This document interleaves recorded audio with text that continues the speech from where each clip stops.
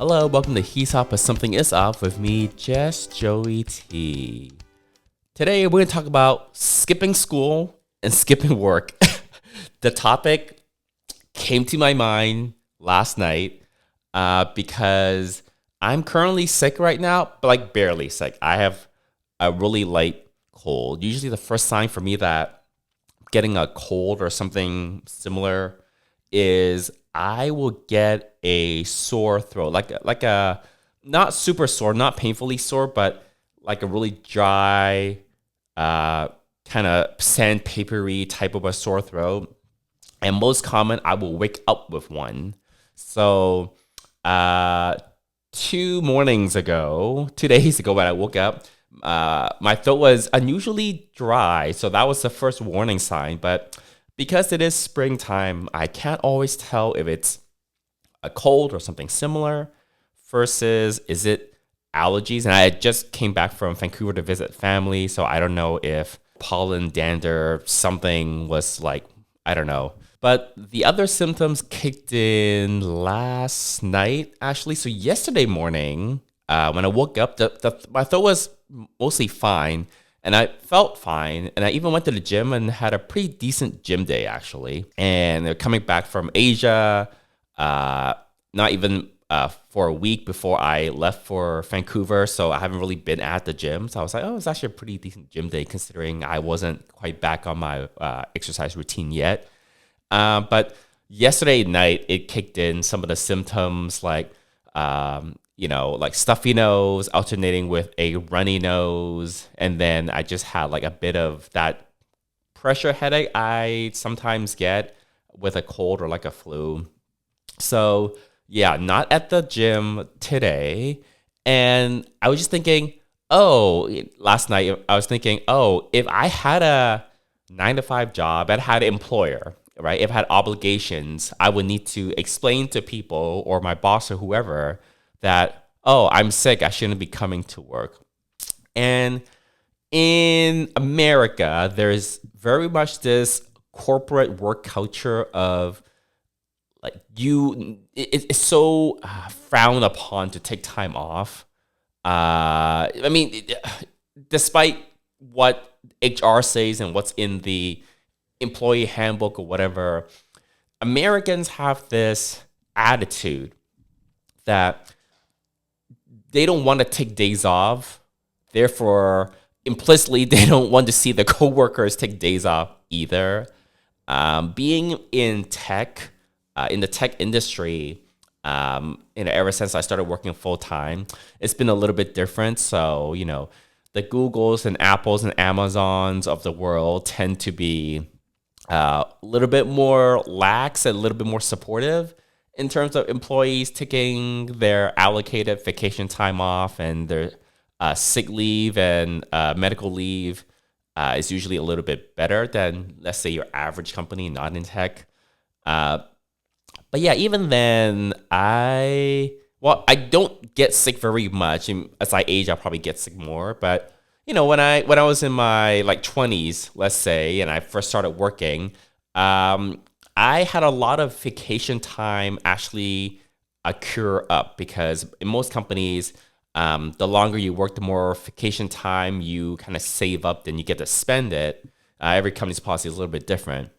But this company let me bank up to 30 days of vacation days per year. And once you have 30 days banked up that are unused, you're like forced to use it.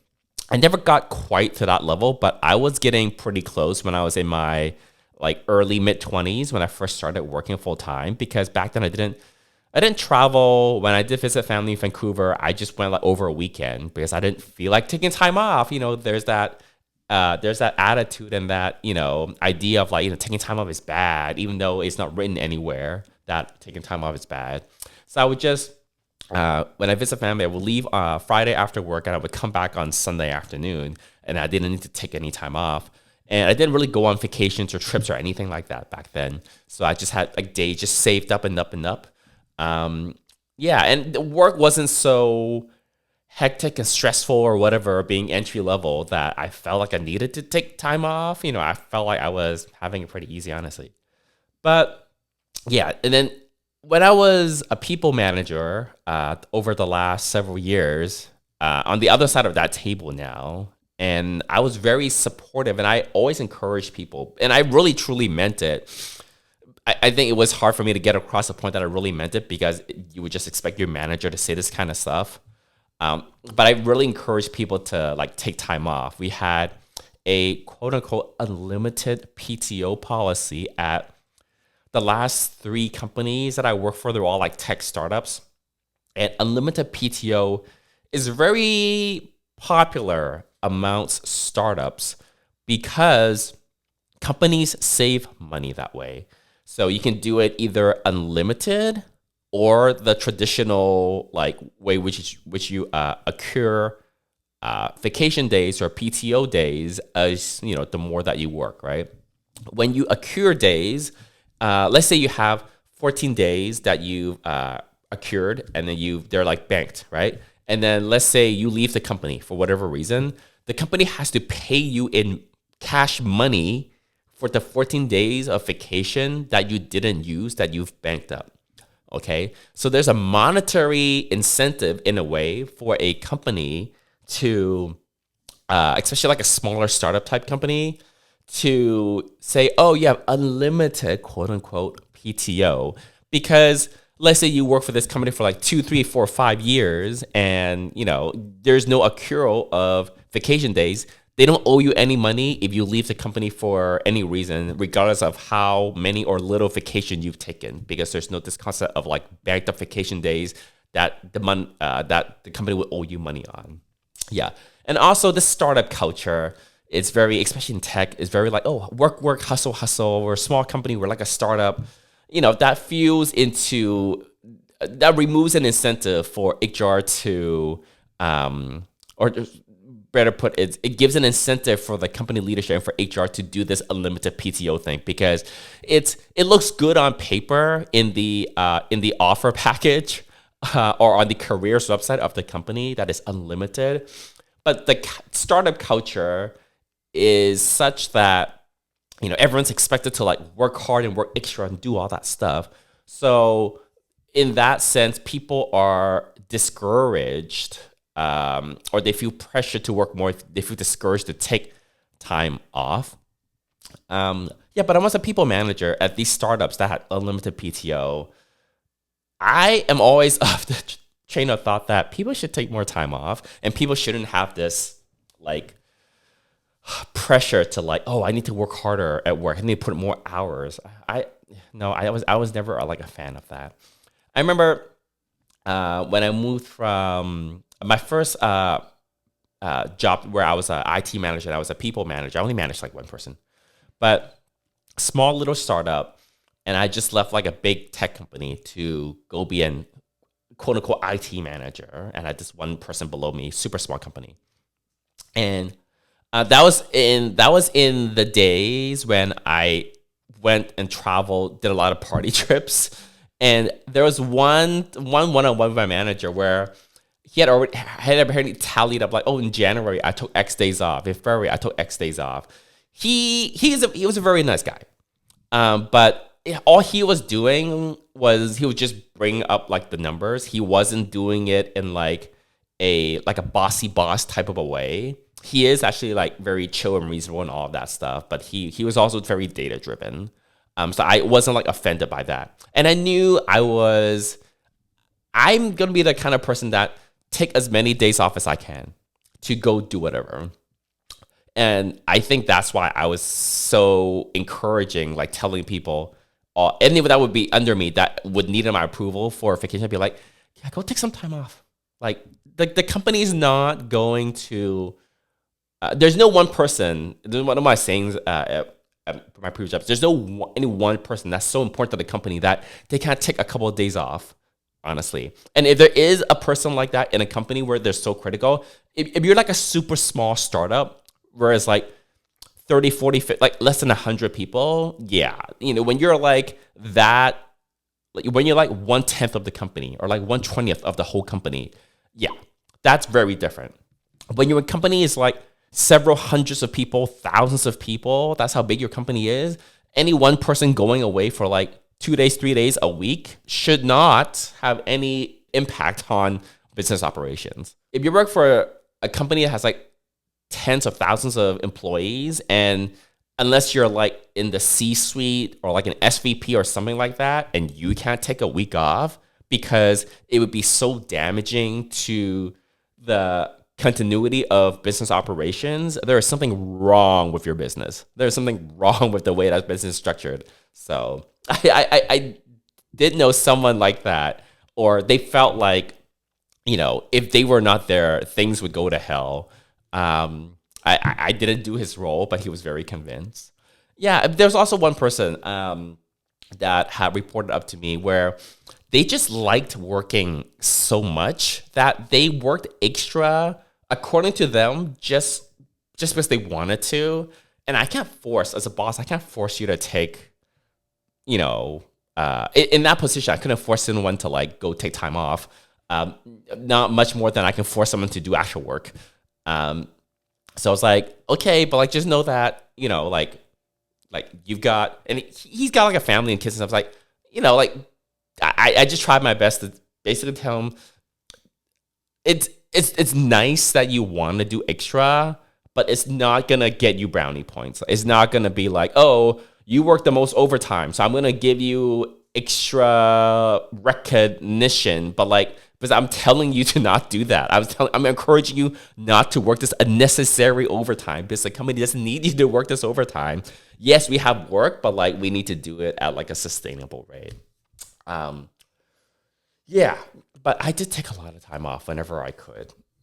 So, but now that I'm self-employed, I can do whatever I want. Except for right now, I'm not doing whatever I want, but I'm more concerned about increasing my revenue, which is not very high. I'm more concerned about making sure the business success is up. I'm more concerned about making sure the businesses are successful because I'm a one-person shop. If this doesn't work out, then I have to go find something else completely. Like my likelihood kind of depends on the businesses being sustainable and bringing in money and being able to pay my bills based on that. So that's why I'm not taking a ton of time off. But it's very nice to have that flexibility, though.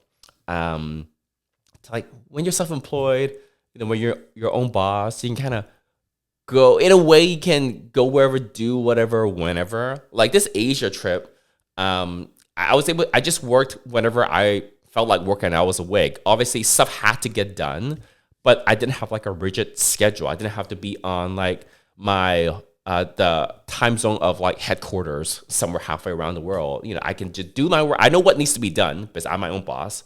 But then I have the luxury of doing it whenever I want. As long as I got done by the time that I needed things to be done, everything kind of sort of has like a deadline or a point in time where it should be done. But I can just do whenever I want. Some days I work more. Some days I work 8, 9, 10 hours maybe. And some other days I just work 2 or 3 hours. But don't give me any days that I feel like. It doesn't have to be a Saturday or a Sunday where I take the time off. If it's like a Tuesday and I just really don't feel like working and there's nothing due the day after or like later that week, I'll be like, I'm just going to take the day off. Like today, and I wasn't feeling completely whatever after, the symptoms really hit last night of the cold. And I did some work, but like, I was eating breakfast and it was like, by the time I finished breakfast, it was 10 a.m. And most people don't have that luxury. And I was like, I'm just going to watch TV for another half an hour. Like, I don't have anything pressing to get done. All the work I really needed to do for the next, like, week and a half or 2 weeks is already done. I was a little bit ahead of the schedule. So if I don't do anything for, like, 8 or 10 days, absolutely nothing would change for the businesses. So, yeah, it's nice to just do that. Now, what happens when if you work in let's say you work in a environment, well, not school, we'll get back to school. I've got some school stories from when I was in high school, but when you're in a work environment that's not very supportive of taking time off, and a kind of common thing to do is for people to just play hooky and call in sick And um, even when I was a people manager, your manager knows in their heart of hearts who is taking more sick days than the average, right? Especially when they have multiple people on a team or they're a more experienced manager, right?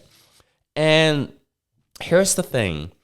There's no manager that can really question your need for taking sick days off.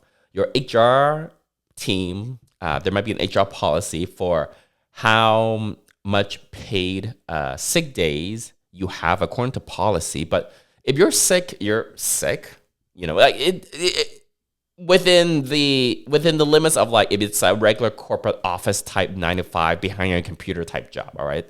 Um, within that scope, and especially if you're able to work remote sometimes at least, call the sick days in. When I was a manager, there were definitely like a few people where I knew where they took a lot more sick days than the average, and I didn't really care that much as long as they were like not a bad employee. One of them did get fired though, not because of my choosing, but they were also not a great employee, and they just weren't able to get away with it as a result. You can play hooky every once in a while if you are like a decent employee overall. If you generally got yourself, if you generally got your work done and the quality of your work is decent, good, even, yeah, you can call in a sick day once in a while and just do whatever. Honestly, just don't get caught. Okay, just make sure you're not tell the least amount of people possible. Try not to tell any coworkers, regardless how much you think you trust them. Log off all the work stuff. If you have a work laptop, like literally, don't be just shut it off. Like, just shut it off. Yeah, it just do whatever you need to do to make sure to minimize the risk of you getting caught. Okay, but yeah, even when I had people on my teams where I knew they were playing hooky, I was like, I just didn't really care, honestly, because I used to do it too. And like, there's this train of thought I have is like, you know what, we're all just trying to get by, just doing our best, and I don't need anyone to be working so super hard that just live your life. Honestly, I was never the kind of boss or the manager where I need a perfect attendance or like, and I would never ask people. I used to cut people off when they explained to me or went into too much detail about why they wanted to take time off. Because we have unlimited PTO, it's like I don't actually need your reason. If you want to just take days off, just say I want days off, and like I don't actually want to know the reason. Partially because I don't want them to ask me why I take my time off. Same for like sick days. Like if you have a medical thing or like a sick thing, I don't think you need to tell people what it is. And if your HR needs like a medical note or something, that's different. I think they're allowed to do that. Yeah, don't be overly descriptive. If it makes you feel better to have an excuse when you lie and play hooky, keep it very short, very brief. Like no more than like 3 words. Not even a sentence. It's just like a phrase. It's just be like, oh, I've got the flu. Whatever. Like my dog had to go to the vet for an. Don't give long explanations because the more you say, the more you say, the more your lie has to be watertight. The more your alibi has to be completely like air sealed, whatever the term is. The more you say, the riskier it is that you say something that pokes holes in your excuse. So just say the minimum amount. Okay. But yeah, if you're doing it quite regularly or often, like once a month, you're taking a sick day, your manager does know. And let's put it this way: if you don't care that much about the company, you probably don't care if you get a maybe not the best performance review and you don't get the best bonus out of it. Um, that's probably fine. Also, if you don't care about promotions, and sometimes that's okay. Yeah, if you're just happy with the amount of pay that you have, you don't expect a bonus or an increase in your bonus. You're doing like decent work. Um, you don't care about maybe being able to transfer to different teams. You might not even care that much about getting fired. I think that's where you can take regular hooky days, because your manager is gonna know. Like your manager is gonna see everything. And when you take a hooky, when you take a sick day every month, and other people take sick days like 2 or 3 times a year, it's very obvious. So if you're gonna do it regularly with that kind of frequency, you can still get away with it legitimately. Just don't expect, when it comes to the time of the year when your manager sits down to look at who's gonna get what amount of bonus, which is a thing. Compensation planning is a thing. Who's gonna get what kind of salary bump, and who's gonna get what kind of performance rating, which might affect your bonus. Who's gonna get the promotion? Just don't have high expectations. You might not want to have any expectations, just generally, honestly, even if you're a great worker. So often I hear other managers tell wishy-washy things to their employees about promotions and raises and that. And it sets an expectations in people. And half the time the employee becomes disappointed when what they thought might materialize, they've kind of priced it in their heads and it doesn't materialize, and it's very damaging for morale. Not to make this like a people manager 101. But yeah, if you want to play hooky, that's fine. Once in a while, if you're a decent employee, you can do it more often. If you don't care about promotions and bonuses and raises and all of that, you may not even care about getting fired. So there you go. If you are, there are no students listening to this, I sincerely hope. I will say though, I did used to skip school a lot. Starting from high school. In high school, it's so on it. My high school was kind of lax. There was a stats in college, second year college. There was a stats 201 course, second year college. It was Monday, Wednesdays, Fridays, 8 a.m. to 9 a.m. And the professor for this course offered the entire, instead of like a textbook that someone else wrote, he had all of his course notes available to purchase in the school library. So, before every semester, you go to the library and get like the books or whatever, the textbooks for all your courses, right? So most courses, it's like a regular textbook written by some random person. But for this particular course, the professor had his own course notes that he's like computerized and typed up, and it's like a stack of paper that you buy as if it was like a textbook. So you basically get all the notes from class without having to go to class. I mean, obviously there is a lecture and you could take notes on stuff. And what happened was I never went to a single lecture for that entire course. So for a whole 4 months of the semester, I didn't go at all. The only times I went to class was I forgot how many midterms there were. There might have been just one, maybe two midterms, and I went for the midterms. And then the exam is always in like some random, like, it's not in the same classroom you usually go to. It's like, it's usually like a auditorium or like some other place. And I went to the exam, obviously, and I passed. So there you go. The only thing, I didn't really,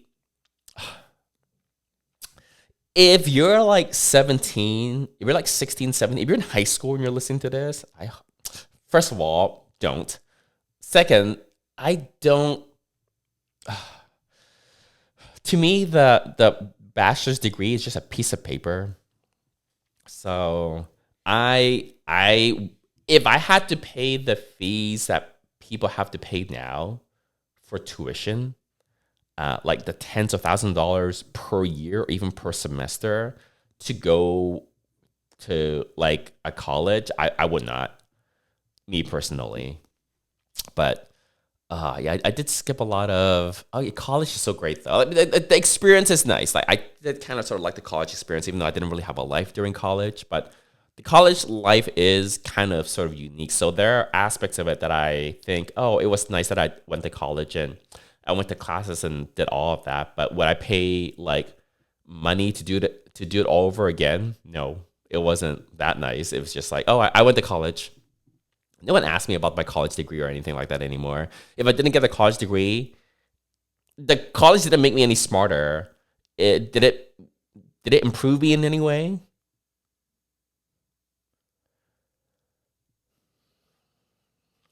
That's a hard question to say yes to, honestly. And I guess we'll just leave it there. So, in conclusion, if you want to skip work, yeah, just do it. Just don't skip too often. If you do, just don't expect raises or promotions. All right, see you next time. Bye.